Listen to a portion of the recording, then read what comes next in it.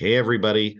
This is Skipper Bry and Skipper Barb, and we're here to talk about one of our favorite games that we like to play at our house, which is called Ark Nova. Now, if you don't know Ark Nova, please get out, learn about it. It's a wonderful game. We have a lot of fun with it.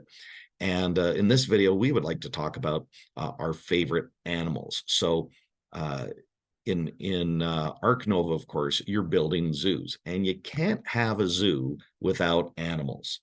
And so one of the key things in this game is to get some really cool animals out into your zoo and just try to build your zoo with things called appeal and conservation points and reputation points.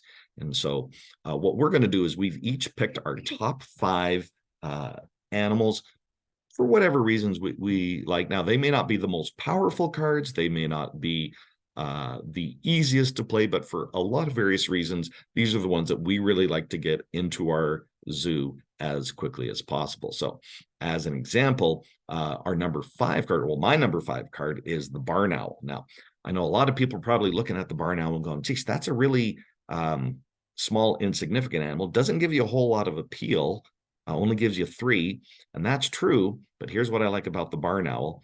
2 main things. Number 1, it only fits in a 1 enclosure.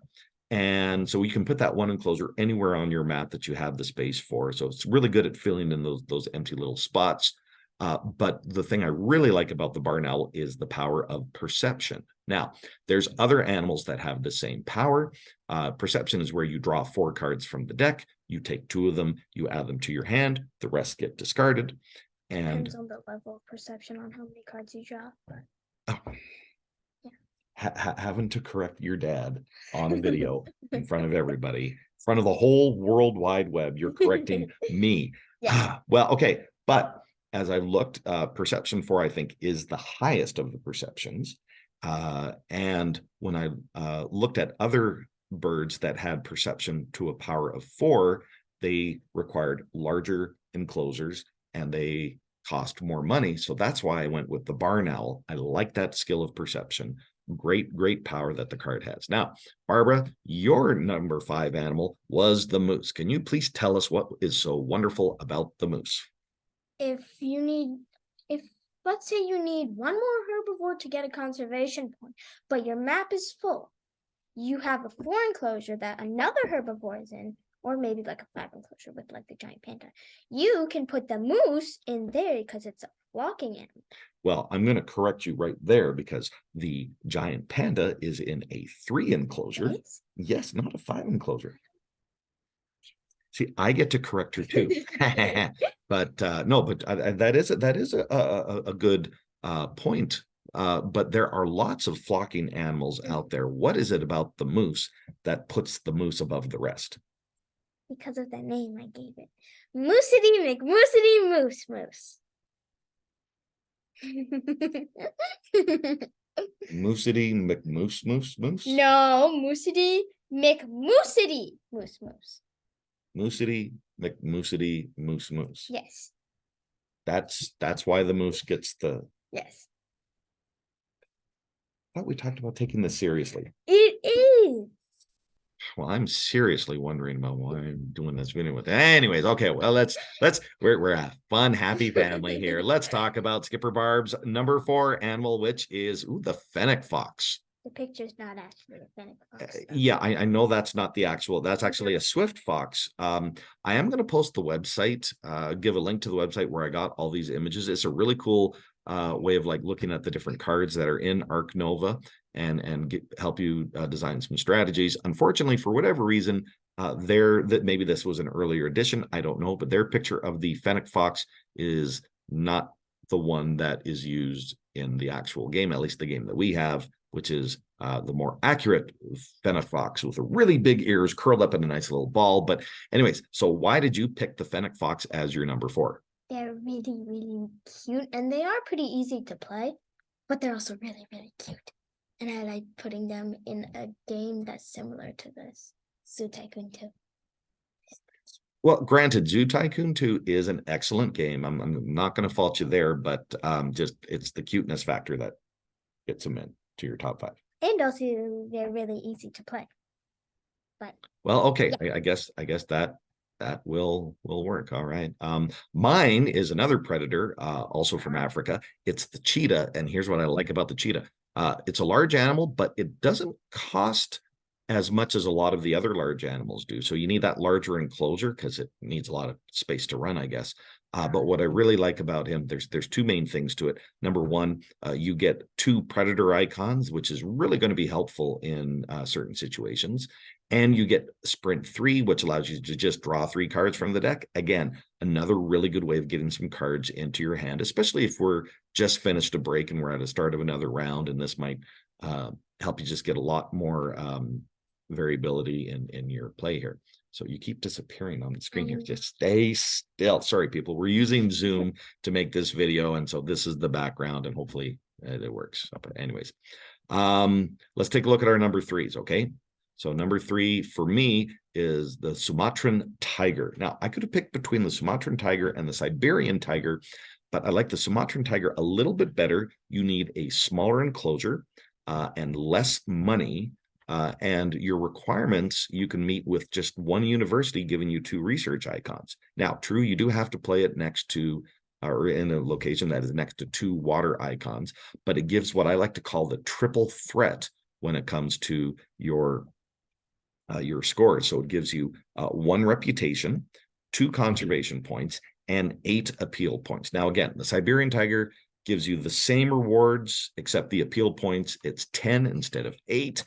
But again, the Sumatran tiger, a little bit easier to get out there. That's why I prefer that one. And Skipper Barb, what about your number 3? Oh, being the caracal. Tell us about this little cat. So the caracal today has a nickname called Floppa, and there's this game on Roblox called Reza Floppa 2, and I also like the scientific name, which is caracal. And it also has hunter too, but Floppa. Floppa. Yes, Floppa. In this Roblox game, do they actually have caracals? Yes. And they're called floppas? Yes. Okay. Roblox, there's your free plug. All right. Let's go to our number 2 cards.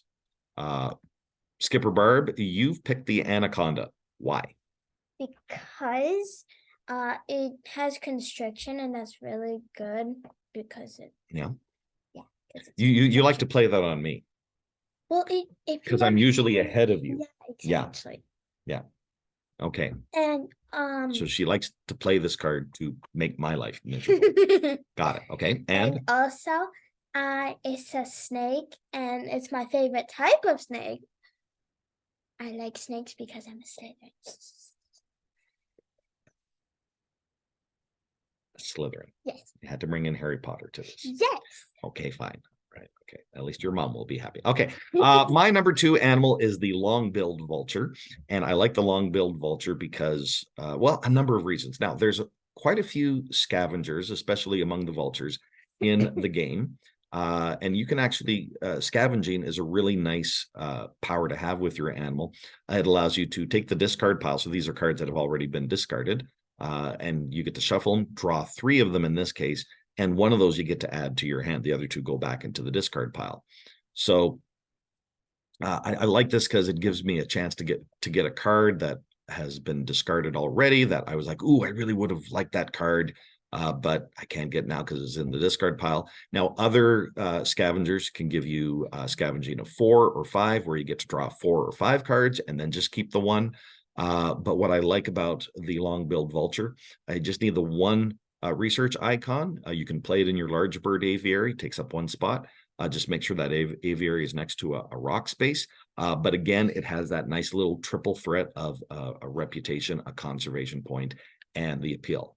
Now, we can't just talk about our top 5. There's always going to be some cards that we really, really like, but didn't make the cut. So I allowed us to each pick our 3 honorable mentions. And so, Skipper Barb, what is your, or what are your 3 honorable mentions? The Tasmanian devil, the African bush elephant, and the coconut lorikeet.